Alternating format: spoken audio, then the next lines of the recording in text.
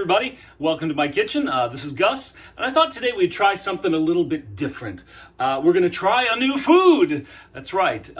If you know me, I don't try lots of new things. I'm very ADHD, and I like the same thing again and again and again. But today, I saw something in the store that looked disgusting. I thought no one should eat that. It's got to be bad. So of course, I am going to withstand the trauma so that you don't have to.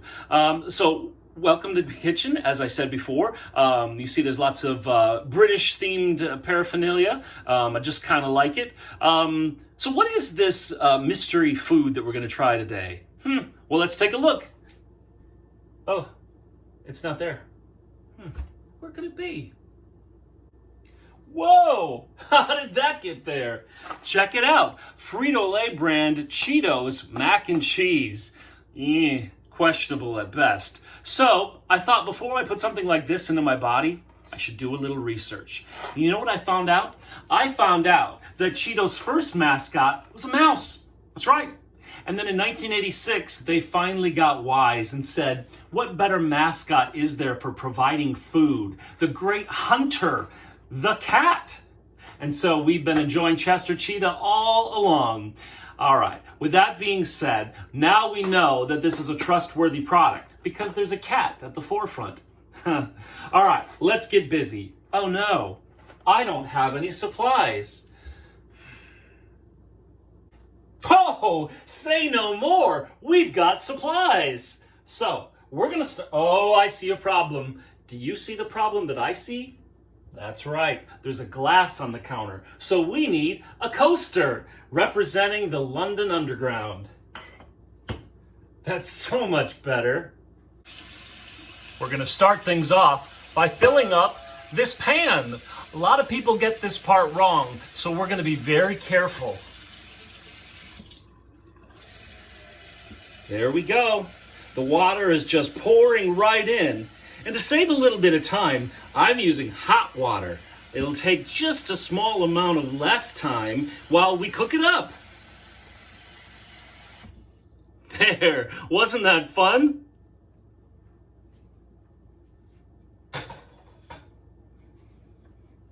Boom! There's water on the stove.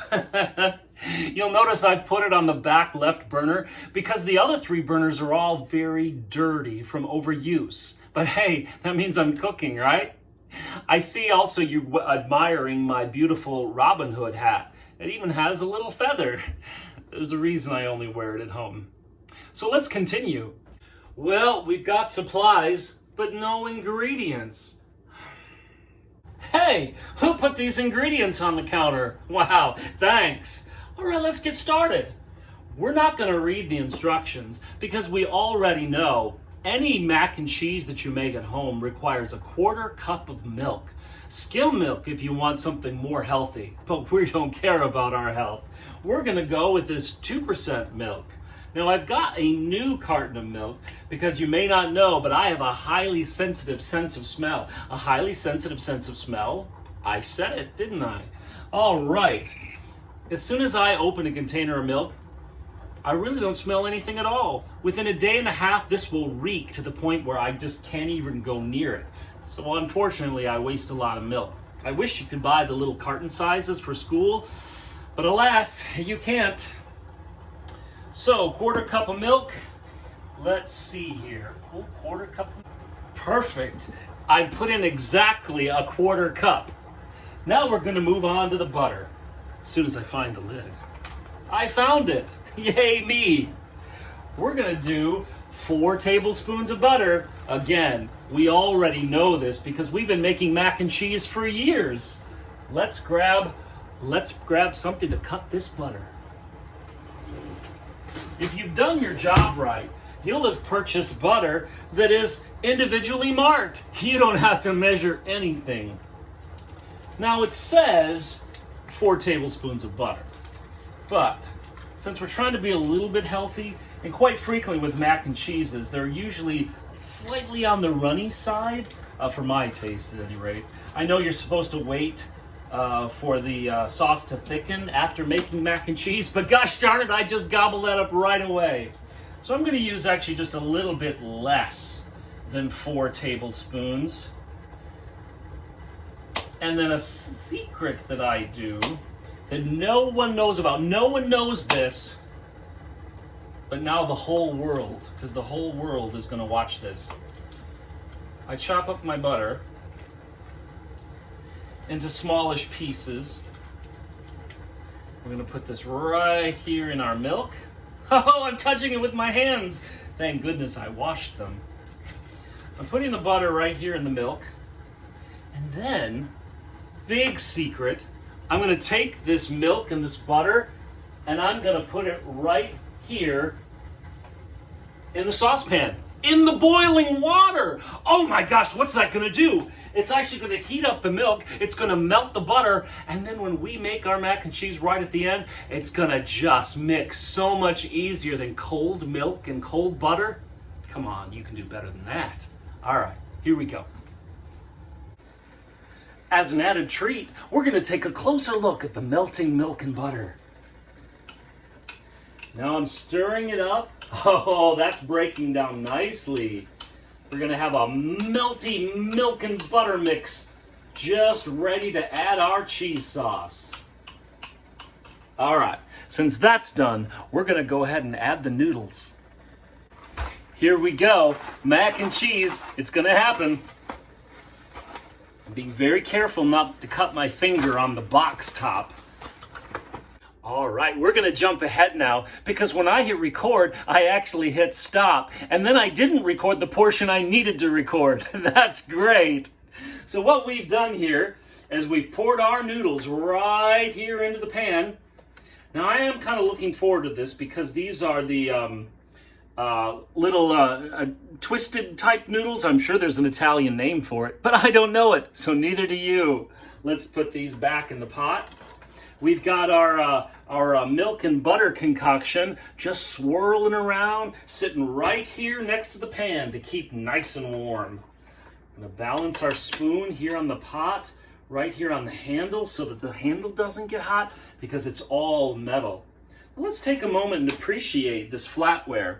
I believe this is from the 1970s. It's a pattern that my parents had back in their house, and guess what? I've got it now too. That's how heredity works. Let me give this another stir. I haven't looked at the box, but I'm assuming it's about a 7 to 9 minute cook time. That's generally what most homemade mac and cheeses are. Let's take a look.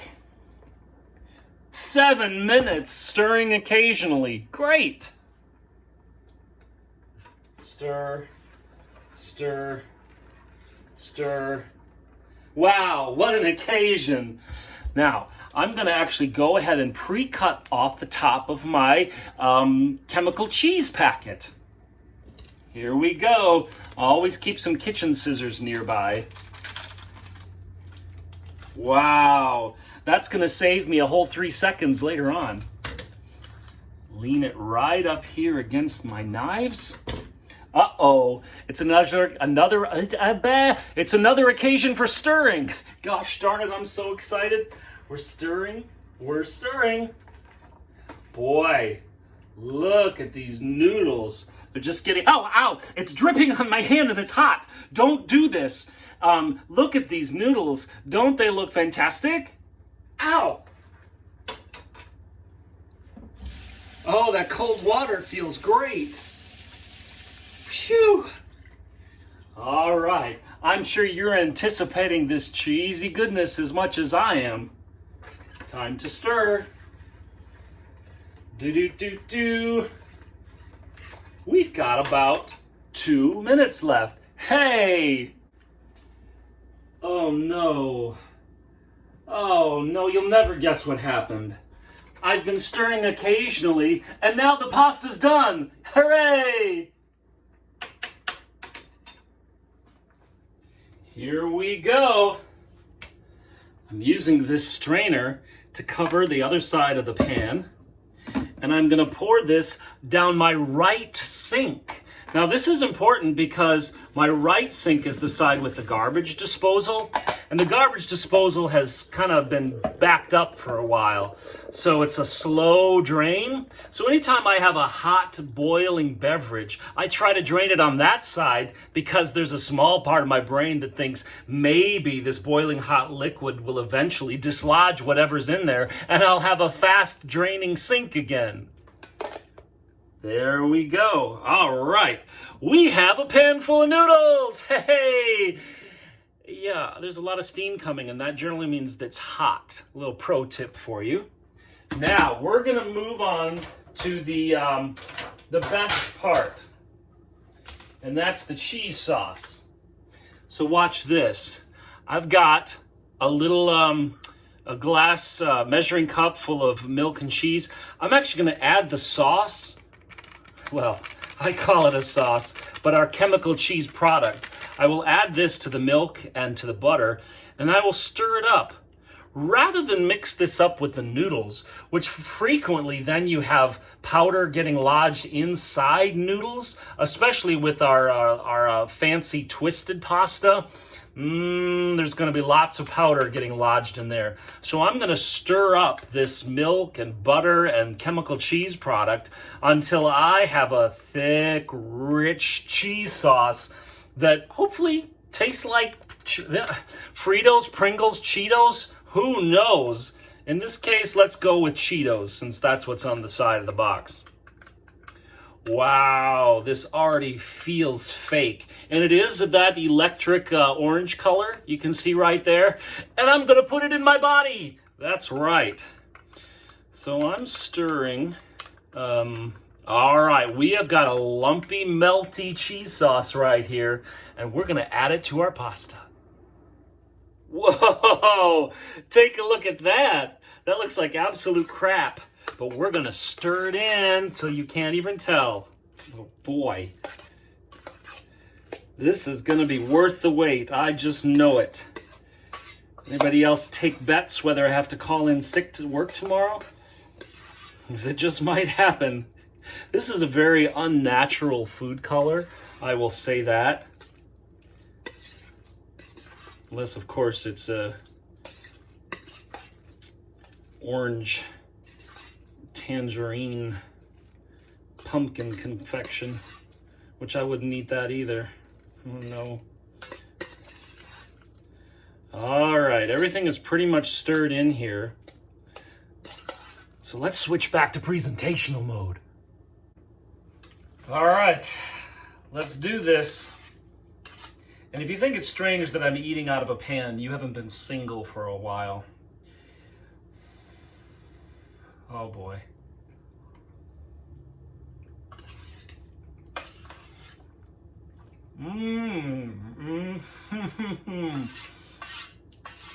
All right, any first thoughts need to be addressed. Does it taste like Cheetos? Need to take another bite to better assess that.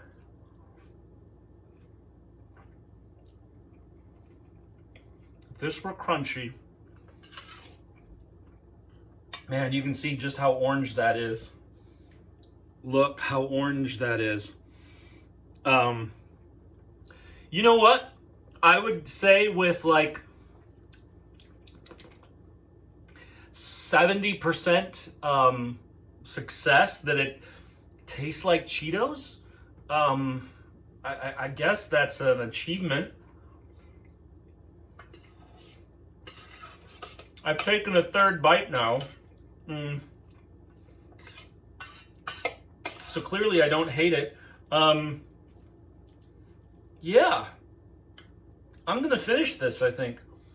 Would I buy it again? You know what? I would buy this again.